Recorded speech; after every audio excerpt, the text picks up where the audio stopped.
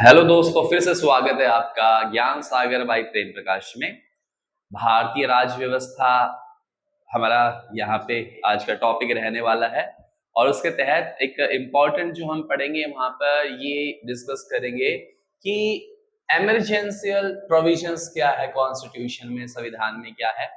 अभी तक हमने यहाँ पे 21 जो है वीडियोस इश्यू हो चुकी है, तो 21 वीडियो अपलोड हो चुकी है और आज हम 22वीं जो वीडियो है इसमें डिस्कस करेंगे इमरजेंसी पावर और इसके इफेक्ट और क्या संविधान में आपातकाल को लेकर प्रावधान किए गए हैं, इन सब के बारे में हम जानेंगे। और वन लाइनर क्वेश्चंस साथ के साथ तैयार कर लिया करो। कई बार मैं बोलता हूं एक रजिस्टर लेके बैठा करो, जो जो क्वेश्चंस आपको लग रहे हैं वन लाइनर हैं उनको आप बनाइएगा। चलो शुरू करते हैं। आओ देखो, अगर हम यहाँ पर आपातकालीन प्रावधान की बात करते हैं, कई बार आपने सुना होगा इमरजेंसी, और आजकल तो एशिया बड़ा ही डिस्टर्ब चल रहा है ना। नेपाल हो गया या बांग्लादेश, श्रीलंका की बात करें, म्यांमार की बात करें, या फिर अपने पड़ोसी देश में एक पाकिस्तान भी है, इसकी अगर हम बात करते हैं तो अक्सर आप सुनते हो कि उस देश में इमरजेंसी लग गई, उस देश में आपातकाल लग गया। इस तरह के शब्द हमें सुनने को मिलते हैं। तो हमारे देश में भी जो है आपातकाल के उपबंध किए गए हैं संविधान के अंदर।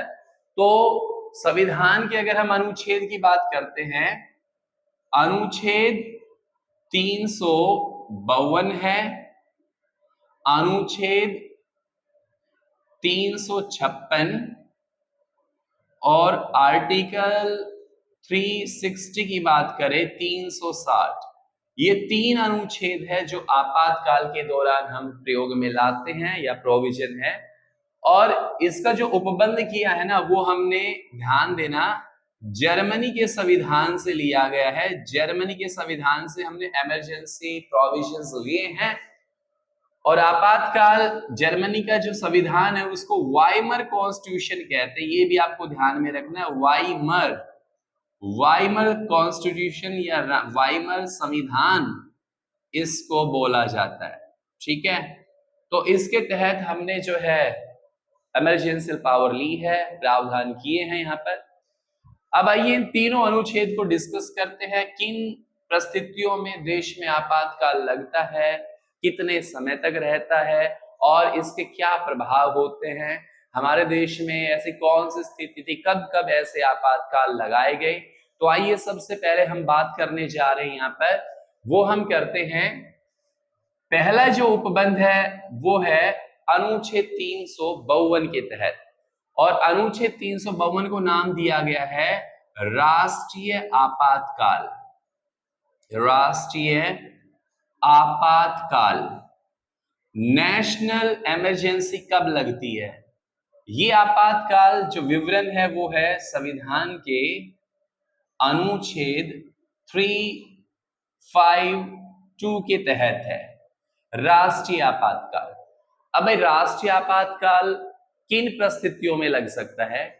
अगर देश पर कोई बाह्य आक्रमण हो, या युद्ध हो जाए, या फिर कोई सशस्त्र विद्रोह हो जाए, तो राष्ट्रपति आपातकाल की घोषणा करता है। लेकिन किसकी सिफारिश पर? तो मंत्रिमंडल की सिफारिश पर। तो तीन सिचुएशन में राष्ट्रपति क्या करेगा? आपातकाल की घोषणा करेगा। ये तीन स्थिति कौन कौन सी होती है? या तो देश के में कोई युद्ध छिड़ा हुआ हो किसी दूसरे देश के साथ, या फिर क्या हो, कोई बाह्य, जो बाह्य है वो क्या हो जाए, आक्रमण हो जाए ऐसे केस में, या फिर तीसरा हो सकता है अंतरकलह। अंतरकलह, इंटरनल डिस्टरबेंस, या यूं भी कह सकते हैं सशस्त्र विद्रोह।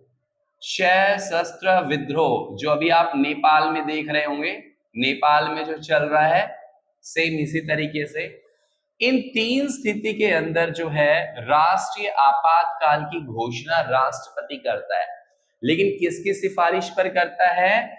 राष्ट्रपति आपातकाल की घोषणा करता है। कैसा आपातकाल? राष्ट्रीय आपातकाल। किसकी सिफारिश पर? मंत्री परिषद, मंत्रिमंडल की सिफारिश पर। मंत्रिमंडल जो है ना वो क्या करेगा, लिखित रूप से, ये भी ध्यान देना, लिखित रूप से क्या करेगा, रेकमेंड करेगा, सिफारिश करेगा, तब राष्ट्रपति क्या करता है, आपातकाल की घोषणा करता है। यहां तक क्लियर हुआ आपको? ये स्थिति है। अब राष्ट्रीय आपातकाल में एक चीज और भी आपको ध्यान में रखनी है, ये तीन तो आपको ध्यान रखना ही है, और राष्ट्रपति इसकी घोषणा करता है लिखित रूप से, अगर मंत्रिमंडल क्या करे, इसकी सिफारिश करे तो, ऐसी स्थिति में। लेकिन अब सवाल यहां पर ये आता है कि जब राष्ट्रपति इसकी घोषणा करता है तो ये कब तक रहती है प्रभाव में? तो जब घोषणा कर दी जाती है ना आपातकाल की, जब घोषणा हो जाती है, कौन सा वाला आपातकाल, राष्ट्रीय आपातकाल, तो 1 महीने तक यह प्रभाव में रहता है। 1 महीने तक, मतलब 1 महीना जो है तब तक ये क्या रहेगा, प्रभाव में रहेगा। लेकिन संसद जो है, संसद अगर वह इसको पास कर देती है तो फिर इसकी अधिकतम जो है 6 महीने तक की म्याद हो जाती है।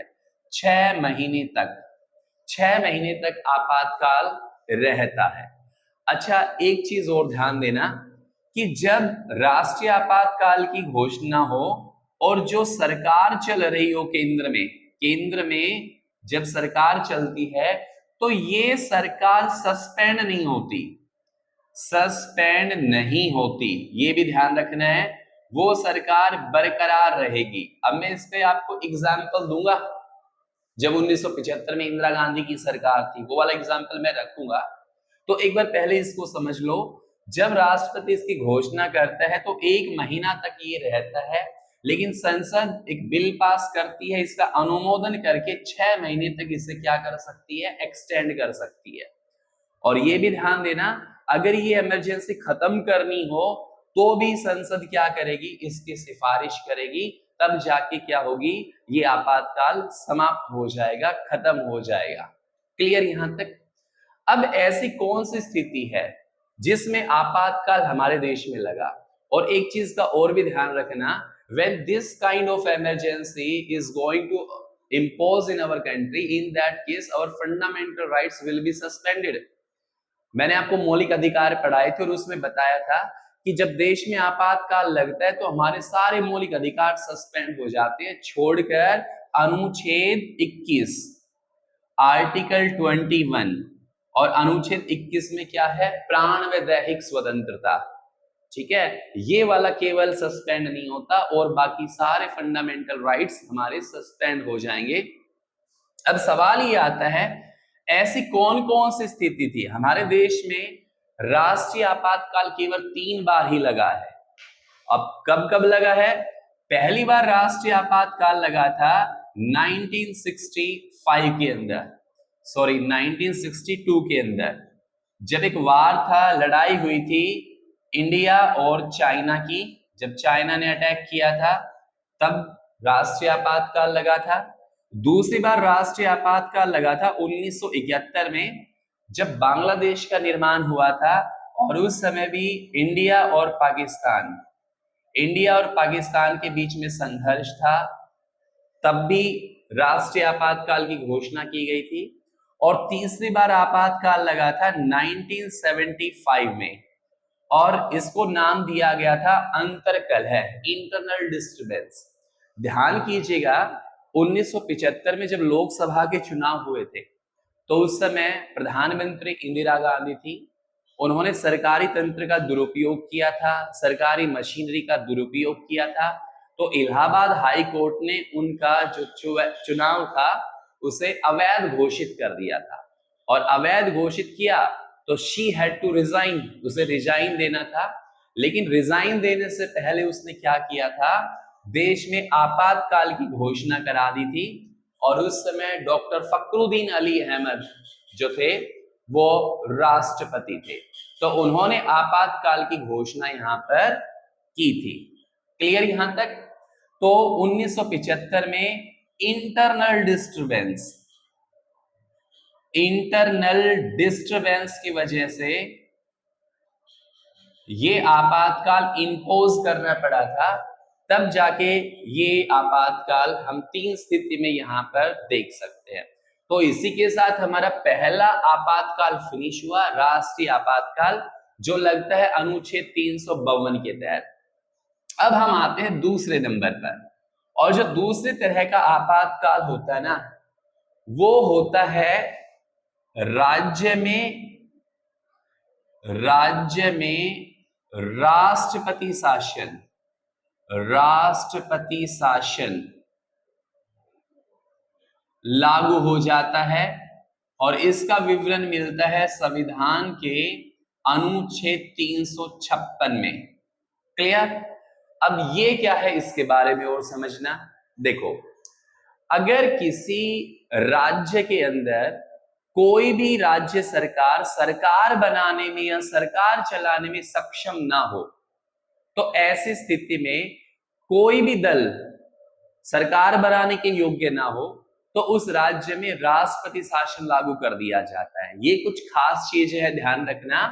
अगर सरकार, कोई भी पार्टी है, वो बहुमत हासिल नहीं करती और सरकार चलाने के लिए किसी न किसी तंत्र की जरूरत पड़ती है, तो ऐसे केस में क्या होगा, उस राज्य के अंदर राष्ट्रपति शासन लागू हो जाएगा। समझना इस बात को, राष्ट्रपति शासन लागू हो जाएगा। जब राष्ट्रपति इसकी घोषणा करता है तो ये 2 महीने तक लागू रहती है, लेकिन ध्यान देना इस बात पर, परंतु इसको संसद के द्वारा, संसद नहीं कहूंगा मैं, लोकसभा कहूंगा, लोकसभा के द्वारा इसको 6 मंथ्स तक जो है एक्सटेंड कर दिया जाता है। 6 महीने तक इसे क्या कर दिया जाता है, एक्सटेंड कर दिया जाता है। तो ध्यान रखना, राज्य में राष्ट्रपति शासन अधिकतम 6 महीने तक लागू रहता है।